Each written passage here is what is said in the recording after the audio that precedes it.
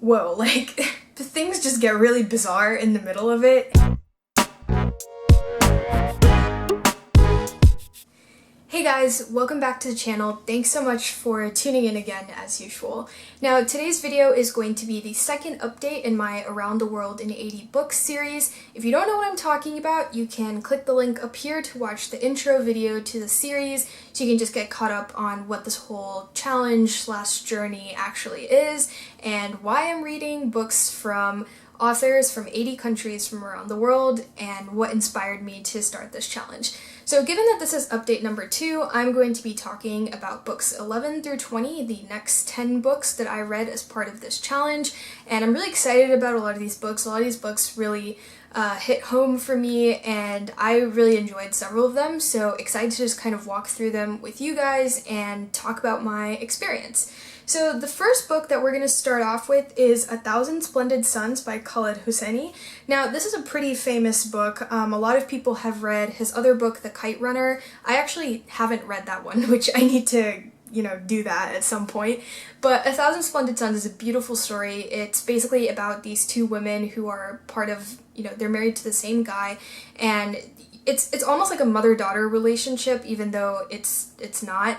And you kind of get to see these two women from very disparate backgrounds in Afghanistan and how they deal with the situations that they're placed in and kind of the story of their life. It's a very beautifully written book with very tragic themes peppered throughout, but the way he talks about all of their thought processes and the things they go through and why they make the decisions they do, it's just a really great narrative structure, and I found myself very moved by the book, and I was almost in tears by the end of it, which is a reaction that I've heard many other people had too. It's a very beautifully written book, so would highly recommend that one.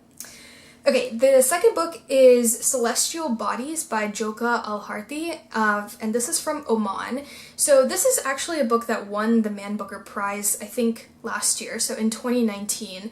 It had made a lot of waves in the media when that happened. I think it's the first Omani novel to win the Man Booker Prize, which is really cool.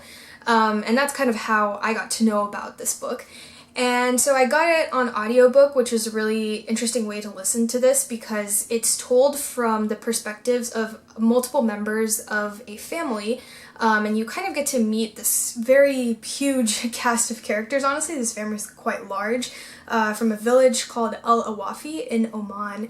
And it's very interesting. There's a lot of themes that I wasn't really expecting. Like, you have all the normal family drama taken to a new level, honestly, compared to other family drama books. But there's these interesting societal implications of it being set in Oman. Like, something that I didn't know before I read the book was that Oman actually did not formally abolish slavery until 1970, and that historical context is really important for understanding the book. And it's interesting because, I've always kind of thought of slavery as this thing very much in the past, a very abhorrent institution, but something that feels like it was only relevant 200 years ago. But to think about the fact that there's a country where it was a thing maybe only 40 or 50 years ago, is pretty crazy. And to just see how that has affected society there and how this family kind of traverses those sort of macro events that are happening, as well as stuff happening within their own family, is quite interesting. And I thought it was just a really well done novel. I did think that it was kind of hard to keep track of, like, whose perspective it was being told from. That was a little bit tough, and maybe it was tougher because I was listening via audiobook, so it was just a little hard for me to sort of keep track of who the entire cast of characters is and like how they're all related to each other and who's married to who and who's the son of who's the daughter of who. So it was just a bit confusing, but I thought overall it was a beautifully done book. Obviously, it won the Man Booker Prize, so it is an amazing novel. The next book is The Nordic Theory of Everything by Anu Partanen from Finland. So this book was actually recommended to me by a friend who thought I'd really like it, and I put off reading it for a long time, but I saw it on Libby via audiobook, so I rented it, and I am so glad that I did. So it's a non-fiction book, it's not fiction, and it basically kind of juxtaposes the American system of a lot of different things: healthcare, employment, family relationships, education, etc., to the Nordic system, specifically that of Finland.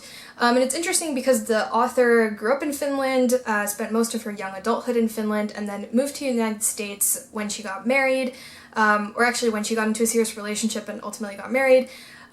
So she has this really interesting perspective of having seen both sides, and it's interesting to me because I feel like right now in the US we're sort of at this point when we're realizing that a lot of the institutions that we've created for ourselves as a country don't necessarily serve the public good the way they're supposed to.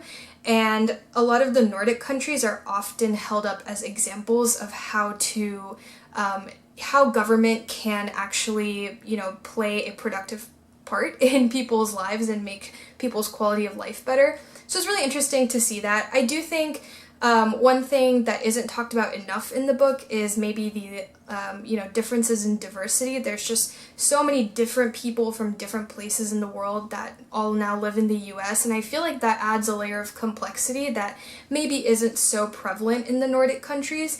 And I think that difference isn't quite explored enough. But I think she does a really good job of treating all these different issues with a perspective that is pretty unbiased, and that actually explains why some of the ways the Nordic countries do things would probably, when applied to the US, actually be for the public benefit. So I was pretty convinced by the end of the book, and I thought it was a very well-researched, well-done book, so I would highly recommend that. The next book is The Unbearable Lightness of Being by Milan Kundera, who is a Czech writer. And this one was actually also recommended to me by a friend of mine who majored in linguistics in college, so it made a ton of sense why she recommended that to me, because there's so much interesting linguistic exploration in it. He does such an interesting job of looking at very specific words and talking about their etymology in different languages, talking about how they translate to different languages and how the meanings slightly change, and how these words are used as metaphors throughout the narrative structure of the novel is really interesting. It takes place in Czechoslovakia and follows the stories of these two men and two women that are kind of intertwined during times of political unrest and communism, and there's all these political things happening in the background. And I think he does a really interesting job of handling the personal relationships of the main characters and how they're reacting to the things that are happening to them in their daily lives, but also how they fit into this greater political context, and what's happening nationally also plays a big role in how their personal lives evolve.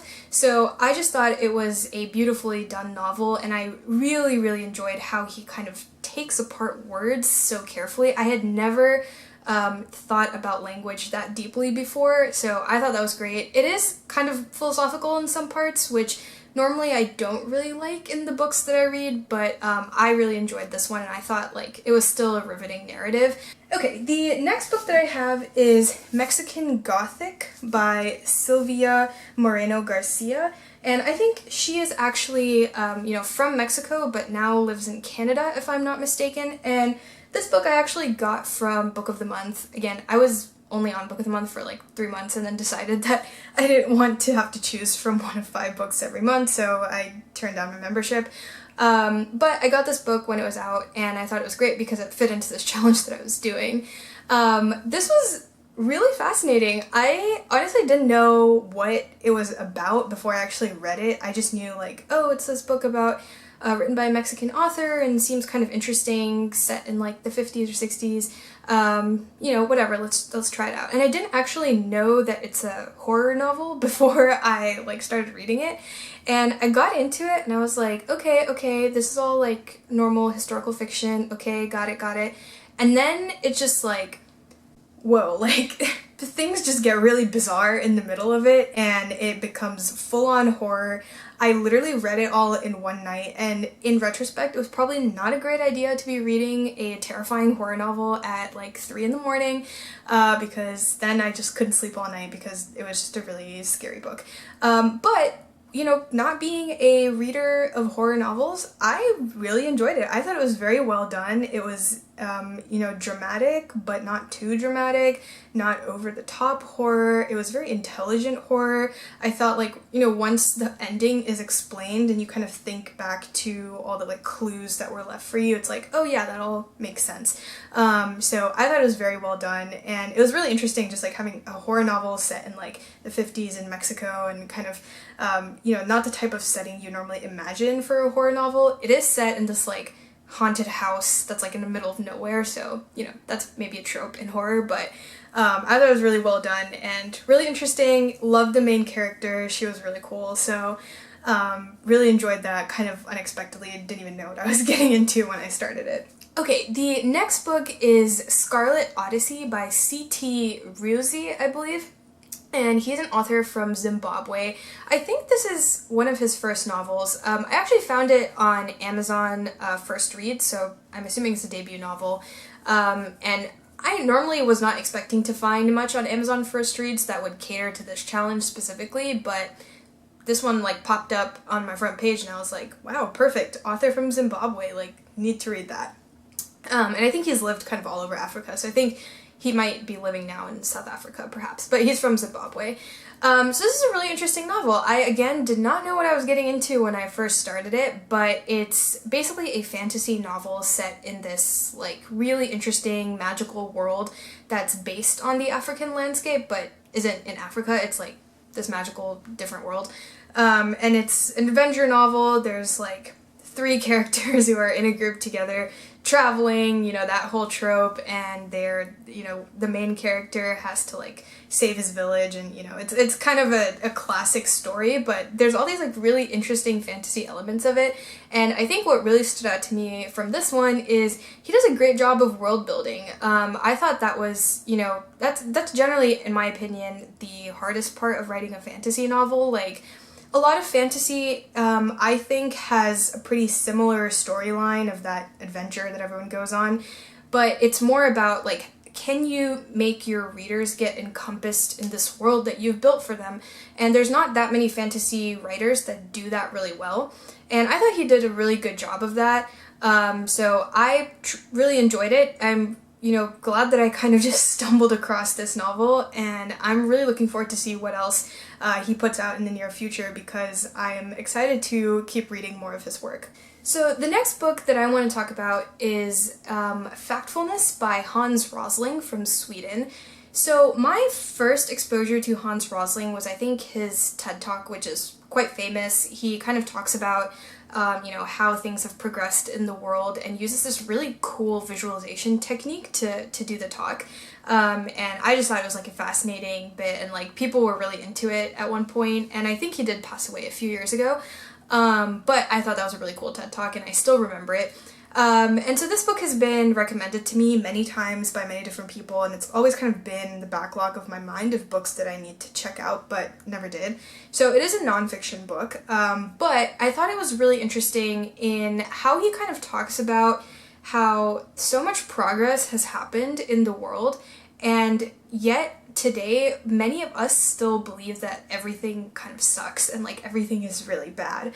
And it's interesting how he basically talks about how we have, as a collective society, this very pessimistic view of the world, but if we really think about it, there's been a ton of progress. And this actually reminded me of another book that I read last year called The Better Angels of Our Nature by Steven Pinker, which has a pretty similar message, and I actually find these books quite interesting. Another one that's on a similar topic is Peter Diamandis' Abundance.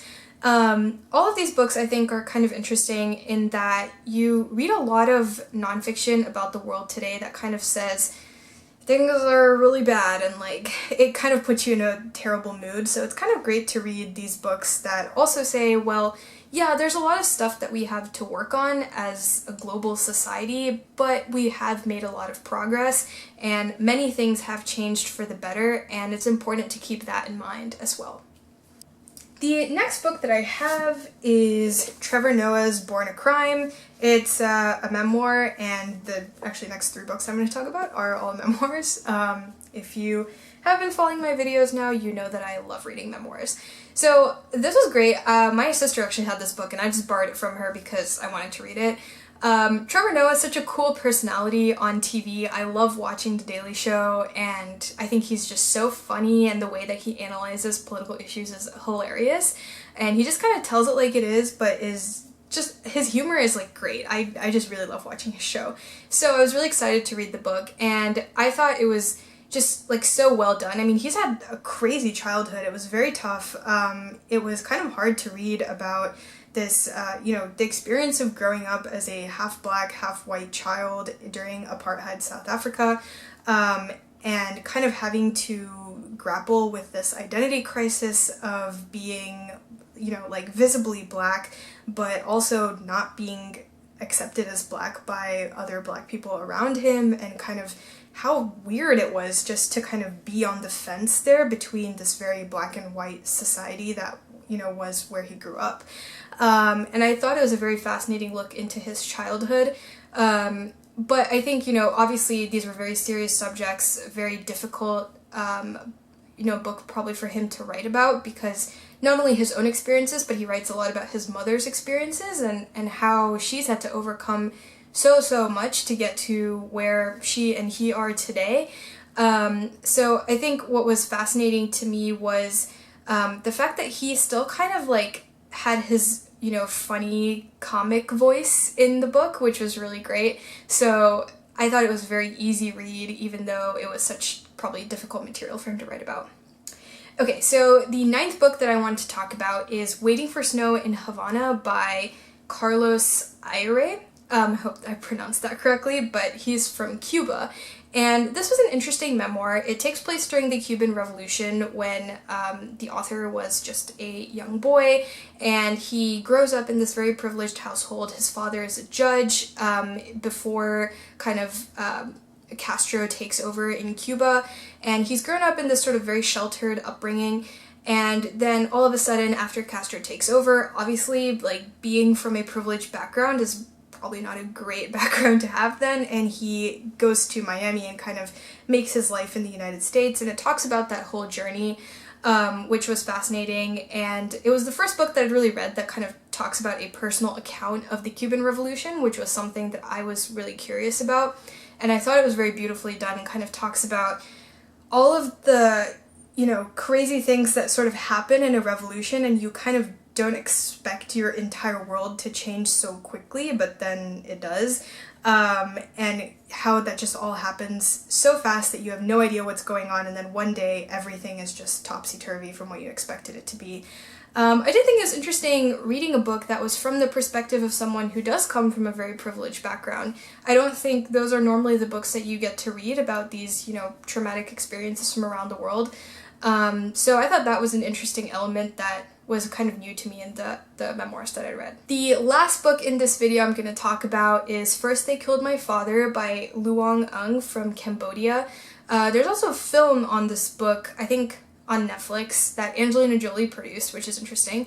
But it's a memoir that takes place when the Khmer Rouge took over in Cambodia, and follows the story of the author when she was about 5 years old through about 10 years old, I think, and kind of her story and how her family had to deal with this horrible situation of being taken out of their home in Phnom Penh and having to sort of live in these camps and camp in different villages, and just all the devastating things they had to go through before they were able to finally escape Cambodia and the Khmer Rouge, and eventually she was able to make her way to America, even though most of her family actually passed away in the whole process, which is very sad to read about.